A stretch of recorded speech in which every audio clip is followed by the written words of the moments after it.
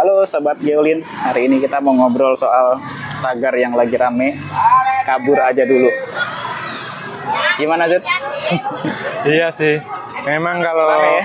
di sini keadaannya berat, cari kerjaan susah, cari peluang susah, ya ada baiknya kita memikirkan di negara lain itu seperti apa. Memang kalau dilihat dari sisi pendapatan jauh lebih besar, Om Hendri.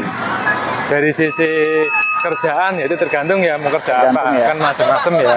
Ada kerja ekspatriat yang sesuai keahliannya, ada kerja yang seperti asisten rumah tangga, ada juga yang diburu-buru pabrik-pabrik. Tapi secara umum gitu ya, yang didapatkan itu cukup setimpal sih Om Henry. Jadi aman. Aman ya, nggak kayak di kita nih, gajinya kecil, kerjaannya banyak, mintanya banyak, gitu ya. Dapatnya Iya. ya. Bedanya memang kalau di negara, tapi negara maju loh ya, Oh, negara bukan maju ya. di Somalia atau di Sudan gitu ya. Misalnya di Jepang gitu. Itu oke Om Henry. Tapi kalau misalnya negaranya negara yang belum berkembang, ke Kamboja, ingat nggak dulu? Ada tawaran kerjaan di Kamboja gitu kan. Terus orang berbondong-bondong mendaftar, taunya human trafficking. Oh iya, dia dijual. banyak Itu banget. juga hati-hati. Jadi kabur aja dulu itu oke, tapi juga harus Hati-hati ya. hati-hati lah ya. Nggak semuanya bisa mudah gitu untuk kayak gitu Om Hendri. Kita kayaknya perlu tempat nih, Dut. Ayo, sana yuk. Ya. Ayo.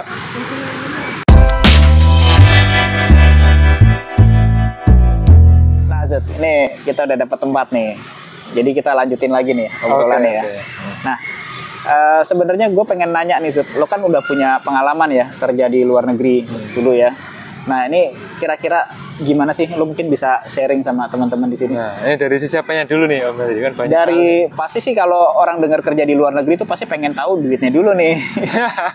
Habis itu baru kerjaannya kayak gimana sih? Lo ngapain aja sih gitu? Jadi mungkin gambarannya yang paling gampang dari sisi duitnya ya atau bayaran.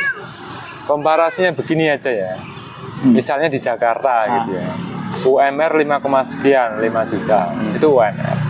Kalau kita konversikan dengan ini contohnya yang sudah real, yang sudah pernah aku jalankan di New Zealand gitu ya, dengan kerjaan bukan ekspatriat, artinya ya kerja lepas gitu lah ya, buruh lah ya kasarannya. Itu ngapain? Buruhnya itu apa?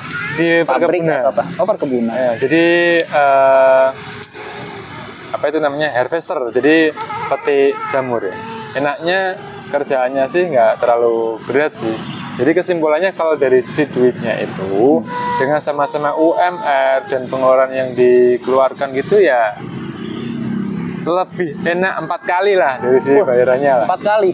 Iya gitu. Padahal pekerjaannya hanya metik jamur itu. Iya, karena itu kan cukup bagus ya. Jadi memang benar-benar itu sebuah ya kalau di sini sih bilangnya pabrik gitu ya. Karena selain dia, nah di sana itu terintegrasi. Om Hendri, di sini kan kalau misalnya nih ya kita kerja katakanlah petik lombok gitu ya atau tomat gitu ya. Dia itu hanya metik tok gitu, nggak dia apa-apain kan, dia metik gitu aja. Nah kalau tempatku yang kemarin itu tempatnya di Ohaupo namanya. Jadi di pabrik atau kebun jamur gitu. Selain metik, dia juga bisa packaging, juga distribusi. Jadi benar-benar terintegrasi. Istilahnya kalau orang kerja adalah di upstream, midstream, sama downstream. Semuanya. Atau di first mile, middle mile, sama last mile-nya itu jadi satu. Jadi nggak cuma metik aja ya, tapi diproses juga di situ. Dan tim-timnya kan ada sendiri. Kebetulan aku di bagian metik, ada yang di bagian packaging-nya, ada yang di bagian delivery-nya. Begitu. Nah ini biar relate sama tahun sekarang ya. Kalau diibaratkan lo metik-metik gitu aja tuh, kurang lebih dapat berapa? Ya tadi, kalau misalnya di sini UMR 5 Sini juta, kan kita 5 juta di sana dapat 20 lebih lah. 20 lebih, hanya metik aja. Iya. Tapi biaya hidupnya gimana? Nah kan nanti aku konversikan sama. Misalnya di sini 5 juta, nyewa rumah petak 2 juta gitu ya. Nah di sana berarti kalau misalnya 20 juta, nyewa flat rumah kecil gitu sekitar 1, 2, 3, 4, 8 jutaan. 8 juta ya. Nah, Masih oke sih. Masih oke. Masih bisa sisa ya. dan aku juga masih ada 20, sisa, tapi dengan itu ya, 8 ya. dengan gaya hidupnya yang sederhana. Artinya apa? Kita nggak ke klub, terus nggak ke nongkrong-nongkrong gitu. Nah di sini juga sebenarnya sama kan. Dengan UMR 5 juta, nongkrongnya di mana? Kan di warkop. Jadi Ya. kan burjo kan. Burjo lah ya. Nah, kalau di sana juga jangan sama. kebanyakan di kafe-kafe yang mahal ya. Nah, di sana itu juga yang mahal itu adalah di kafe-kafenya mahal. Tapi ya kalau soal beli beras, kemudian beli sayur ya, beras, sayur, daging itu masih oke lah. Artinya apa? Di sini kan dengan segitu kan paling punya tempenya. Di sini nggak ada tempe. Mau nggak mau kita beli ayam, daging gitu. Itu sudah cover kan. Sudah ke cover ya. Dan masih bisa nabung ya ibaratnya ya. Masih bisa nabung. Apalagi misalnya kan berdua ya suami istri, kan sama-sama bekerja gitu. Dapat 40-an juta. Oh itu sama istri juga? Iya. Oh lumayan berarti ya. Sebenarnya kan aku dependen ya. Dependen itu artinya ketika pasangan itu kuliah, yang pasangan satunya itu dapat visa kerja, jadi otomatis bisa kerja secara legal ya. Iya.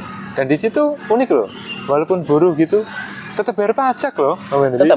Di sini kan ada tuh yang gaji berapa gitu nggak bayar pajak. Kita kalau nggak salah yang nggak kena pajak itu yang di bawah UMR ya atau UMR ya? Nah, iya, terus aku Di bawah sempat 10 baca. juta ya kalau nggak salah ya? Nah itu yang baru. Jadi yang baru. Sri Mulyani Oh, iya, memperbarui yang kalau baru. di bawah 10 itu 10 lah ya, bukan 5. Awalnya sekitar itu kok 5 6. Awalnya sekitar 5 masih kena kan? Sekarang 10. Nah itu beneran aku daftar ke kantor pajak. Aku punya NPWP-nya New Zealand. Oh. Jadi ada gitu pajaknya. Cukup besar lah. Buruh aja potong berapa? Di atas 10% loh. Udah 10%. Jadi kayak gitu. Ada. Tapi kan kalau di sana ya pajaknya besar. Tapi yang lo rasain deh manfaatnya di lingkungan itu apa? Jelas. Untuk negaranya sendiri bermanfaat manfaatnya ya? cukup bagus. Misalnya dari sisi jalan gitu ya, nggak ada Lubang-lubang. jalan lubang. Ya mungkin ada ya, tapi itu bukan jalan utama gitu, yang agak jauh. Aku pernah ya, jalan-jalan itu di North Island gitu ya, di pulau utara New Zealand. Itu benar-benar apa ya istilahnya, kalau di sini mungkin area dalam Sukabumi atau ujung gitu kan. Ada memang jalannya gravel, jadi benar-benar Rusak ya? bagus. Itu rusak ada seperti itu. Tapi kan itu nggak. Tapi kalau dibandingkan dengan jalan-jalan di Indonesia gimana tuh? Ya kalah sih Indonesia. Jauh ya? Ya jadi yang didapatkan cukup itu ya dari sisi jalan. Terus tol itu kan nggak ada ya. Ada sih 1 atau 2 tol yang bayar. Aku juga loh, ternyata ada juga yang bayar. Tapi itu sangat Mungkin jarang. itu swasta kali ya? Dan bayarnya pun nggak ngetap pun nggak. Masuk aja nanti dengan bayar online gitu. Oh aku tadi lewat situ ya. Segini bayarnya gitu. Udah, tapi nggak terlalu mahal itu. Terus dari sarana ya ini seperti wisata-wisata kayak di sini nih. Ini kan sebenarnya kayak Taman Tebet. Ini kan kita syutingnya di Tebet ya. Tebet Eco Park ya? Tebet Galing ya. Kan gratis. Ini kan baru ya. Artinya biasanya kan ke pantai bayar. Di sana itu banyak wahana wisata itu yang masuknya itu gratis. Itu Meli. Jadi kayak mungkin kalau misalnya teman-teman penasaran New Zealand kayak gimana, scroll paling bawah deh. Ada video-video gua di bawah sini. New Zealand ya? Itu Meli. Cukup fair sih. Cukup fair ya? Itu sih bagus banget sih menurut gue ya. Makanya orang-orang di sini ya kan lagi rame ya tagarnya kabur, mungkin berharap penghidupan yang lebih layak dan dihargai di luar negeri gitu kan. Karena di sini kan ya gimana ya, berat banget gitu. Jadi kita udah penghasilannya nggak besar gitu kan. Di sini juga kadang-kadang kalau lembur itu juga nggak dibayar gitu kan.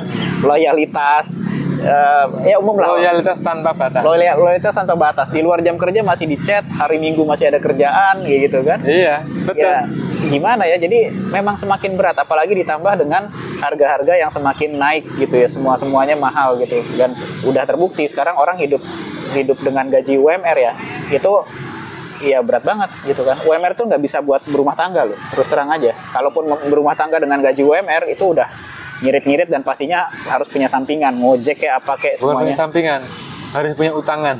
Itu dia, bukan sampingan lagi, utangan. Jadi gimana ya, itulah luar biasanya di sini ya. Pengeluarannya ternyata besar gitu ya. Pendapatan kecil, pengeluaran besar. Terus ini lagi ya, tadi kan Menteri menyoroti soal gaji ya. Yang kedua itu mungkin perlu dipikirkan akomodasi gitu ya. Dihitung tuh anaknya berapa, jumlah kepalanya berapa. Jangan sampai ya, ini tadi menindaklanjuti Menteri bilang soal kabur. Itu harus dipersiapkan secara matang ya. Artinya seandainya mau keluar negeri, misalnya membawa anak istri gitu ya, kalau hitungannya nggak pas, susah Menteri. Iya. Kecuali masih sendiri ya. Kecuali masih sendiri. Atau mungkin kalau misalnya punya anak istri ya kesananya sendiri gitu. Iya, kesananya sendiri ya, antar per periode pulang gitu ya. Pulang. Nah, Tapi agak lama loh Em. Jadi kalau modelnya yang ekspatriat, temanku ada sih ya. Itu bisa 6 bulan sekali pulang. Iya. Tapi kalau yang yang kerja-kerja buruh itu, biasanya cuti itu kalau aku tanya ke temanku 2 tahun. 2 tahun. Ya itulah. Tapi kalau yang tadi di New perjuangan. Zealand itu, yang dikerja apa namanya di perkebunan tadi, itu setahun. Jadi leader itu orang Malaysia. Itu kadang dia ngambil cuti agak panjang gitu ya, 2 minggu dia pulang ke Malaysia. Bahkan sempat dia itu cuti untuk liburan ke Eropa, naik kapal pesiar itu pokoknya totalnya 10 hari juga bisa cuti. Dia leadernya loh gitu. Cuman kalau di New Zealand yang tempatku kemarin itu kan statusnya full time ya, sudah bukan part time. Jadi memang setiap hari itu kerja. Tapi kalau misalnya tadi mau ada cuti gitu, bilang aja sama bosnya. Kebetulan yang punya itu orang Belanda. Cukup enak lah. Walaupun Enak ya. ini mungkin catatannya, karena itu kerjanya bukan kerjaan yang white collar gitu ya. Harus butuh fisik yang kuat. Oh, ini kerjaan fisik ya bener ya? Kerjaan fisik. Pernah nggak kerja fisik? Enggak sih. Kerja fisik itu gini ya Sobat Geolis. Enaknya kalau kerja itu udah capek selesai tidur. Nggak mikir yang namanya strategi. Iya. Gimana ningkatin traffic, gimana dapatin banyak revenue. Bikin plan, nggak ada ya. Karena ya itu udah tingkat paling dasar, pion banget gitu. Ya enaknya ya udah capek tidur, hilang, kerja lagi. Cuma ya Aduh, itu harus, aku nggak mau masuk harus nih. kuat, Jud. Hah? Harus kuat. Harus cuma. kuat. Iya. Tapi kalau aku lihat gini ya, beberapa temanku yang di situ, tahu nggak usianya berapa? Ada yang 65 tahun. Masih kerja fisik. Nah, itu perempuan, kakek-kakek juga ada. Yang kakek itu pensiunan polisi kalau di sini. Nah, yang nenek-nenek itu dia dulu kerja apa gitu. Entah apa itu yang di customer service gitu lah ya. Karena mungkin juga hampir mirip dengan di Indonesia ya. Kalau udah 56 tahun kan nggak mungkin gitu ya. Mungkin, iya. Agak diregenerasi lah ya, umur 40 lah paling Tapi nggak itu masih gitu. dibolehkan. Yang orang tua tadi? Ah. Iya, kan buktinya kerja sama aku. Oh, jadi kita nggak mustahil ya? Nah, jadinya 30 aja udah tua loh. jadinya ya Dianggap tua. kita mikir kerja fisik nggak kuat, langsung kita melihat teman kita lah itu nenek loh. Iya. Jadi kerjanya itu nggak terus di tanah Om Indri, itu naik loh, ngerek ke atas, motong-motong di atas itu juga nenek-nenek nggak ada terus dibantuin ya, paling kalau memang lagi apa gitu dibantu. Tapi kemandirian itu sama harga dirinya itu penting. Aku masih bisa, aku masih bisa. Di sini kan dikit-dikit dibantu, Ya. minta rewang. Misalnya posisi katakanlah nih ya organisasi, ketua, wakilnya ada 3, wakil ketua 1, wakil Ya. ketua 2, wakil ketua 3, Manja banget ya. bendahara 1, 2, 3, ngapain gitu. Ya itulah tadi namanya tidak efisien. Iya. Gitu. Perlu apa? Efisiensi ya, bener sih. Mas. Efisiensi ya. Cuma Jangan-jangan nanti niru si Elon ya. Nah, Efisiensi pegawai 2 juta. langsung sikat semuanya. Ya memang benar ya, tapi ya caranya nggak se-ekstrim itu juga sih Om Henry. Harus dipikirkan jangka panjangnya juga gitu kan. Berarti kalau di luar negeri usia tuh sebenarnya nggak berpengaruh kayak di kita ya? Nggak berpengaruh, tapi memang ini ada beberapa posisi yang kadang dipertimbangkan kayak tadi kan. Yang CS itu fisik-fisik kan itu. Oh, CS, masa ya. umur 60 tahun kan juga. Ya, walaupun ada loh. CS tapi bukan CS Bang ya. Tadi aku mengkategorikan CS yang lebih ke publik ini ya, publik apa namanya? Pelayanan publik. Kalau yang di CS yang ada namanya Salvation Army, itu kayak tempat-tempat barang-barang bekas gitu. Itu yang juga tua-tua juga ada, umur 50 masih jadi CS juga ada. Tapi secara umum ya tadi benar kata Om Henry, soal usia itu nggak Dipermasalahkan ya. Bahkan waktu aku di Auckland, supir dari bis, kalau di sini katakanlah trans, nenek-nenek, aku yakin usia 60 mau 70. Nenek-nenek loh. Yang naik nggak kedel nih, udah gimana ya? Ya enggak lah, karena di sana cukup patuh sama rambu lalu lintas. Nggak ada motor nyelonong nggak ada. Ya mungkin ada tes fisiknya kali Zut ya. Karena kan gini, nggak semua orang tua yang sudah tua-tua itu renta gitu. Ada juga yang orang tua punya fisik masih iya, bagus, bener, itu bener. ada. Oh, loh. iya. Ya ini sih gue sih nggak usah ngeliat orang lain ya. Gue kayak ngeliat almarhum bokap gue aja. Umur 60-an. Itu nyetir tuh masih kuat, balapan aja masih kuat gitu loh. Oh Nyetir ngebut gitu masih luar biasa. Malah kadang-kadang lebih kuat bapak gue daripada gue. Kalau di sini kan kerja maksimal usia 25 tahun, Ya. pengalaman 10 tahun pengalaman lah, dari mana? Dari SMP mungkin gitu. Pengalaman apa? Nyupir gitu. Oh, ya. udah. Iya, umur 30 naik di atas 30 itu udah was-was tuh kalau di sini. 35 ke atas tuh udah was-was. Iya. Jangan sampai kita kena PHK terus nyari kerja susah. Itu Susah. pasti susah. Karena memang apa ya? Budaya sih ya. Atau filterannya di awal gitu. Iya. Dan sekarang juga nggak jamin ya Zut ya. Maksudnya ketika usia-usia di atas 35 gitu ya. Orang-orang yang jabatannya head, manager itu mudah dapat kerja itu ternyata nggak juga ya sekarang ya. Di Iya. kita ini. Di sebuah grup ya, grup WA gitu ya. Beberapa orang di situ memang pekerja Om Henry dan orangnya kuat, hebat. Singkat cerita, ada yang udah posisinya itu cukup tinggi lah ya, mungkin senior manager atau apapun itu. Entah karena apa dia akhirnya keluar, nggak tahan sama itu, terus mencoba mencari, nggak dapat. Sampai tahu nggak akhirnya dia bilang apa? Ya sudah, aku tak jadi OB aja deh gimana. Nah kalau begitu kan jadi aku pikir loh, daripada jadi OB dalam negeri jadi OB di luar negeri aja gitu, gaji nggak Iya. salah kalah sama senior manager gitu. Misalnya OB di sini gajinya 4 juta atau 5 juta, 4 juta. di luar bisa 20 juta gitu Iya. kan. Manajer di sini kan segituan gajinya, Nah. kurang lebih segitu sih gajinya. Gitu Om Henry. Benar-benar. Itu ya saking hopelessnya ya, susahnya nyari kerja di sini karena Iya. yang gue perhatikan juga di sini orang gelar-gelarnya mentereng, misalkan kayak apa senior manager atau apa kayak gitu. Kita mesti lihat perusahaannya nih Zut ya. Kalau perusahaan biasa-biasa aja ya gajinya paling sama mas staff biasa gitu. Sama ya? Iya, kurang lebih mas staff biasa di kantor lain gitu ya. Nggak gede-gede amat gitu kalau di sini. Jadi ya sekedar title-nya aja lah oke kalau di sini. Ya itulah pembahasan kita kali ini ya Zut ya. Ini kita panjang juga ya. Mungkin nanti buat teman-teman kalau mau ada yang tanya-tanya juga soal pengalaman kerja di luar negeri yang mungkin ada kelewat kita belum bahas, silakan nanti tulis di kolom komentar. Nanti akan langsung direspon sama Zudi. Oke. Thank you, Dadah. nanti kita ketemu lagi.